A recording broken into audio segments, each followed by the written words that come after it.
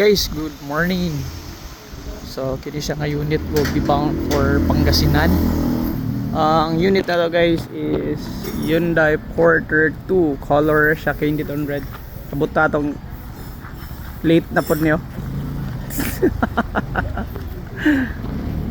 Guys, muna siya nga to ang unit.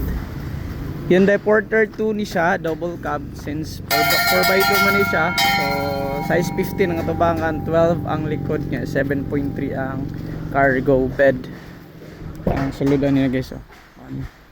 So wala pala magitao ng 1K sa basa pa.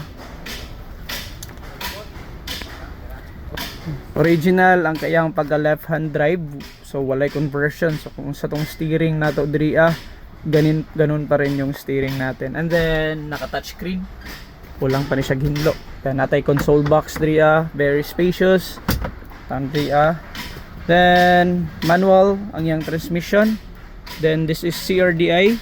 So CRDI ni siya, timing chain. Then sa likod, very spacious gyapon na sa likod.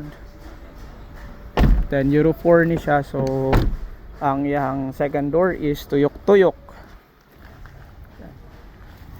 So preferred color ni siya sa customer. Then di full tint na po niya katubangan, so medyo madilim na talaga pag full tint, pero si customer na yung nag-request. So inganing setup guys, ang base price ani niya is 360. So when we say base price, that includes only LTO required stickers, tinted glasses, then fully reconditioned sa makina, tapos seat cover o ang yahang mga wheel cover. Pero in terms of inclusion, like yung mga bumper stickers, yung mga chrome accessories, yung mudguard, those are additional. So additional na siya sa mga unit. Kini mga personal ni. So double tire man, duha ang iyang spare tire sa likod, isa sa tubangan o isa sa likod. Then nakabutang sa likod is with God, all things are possible.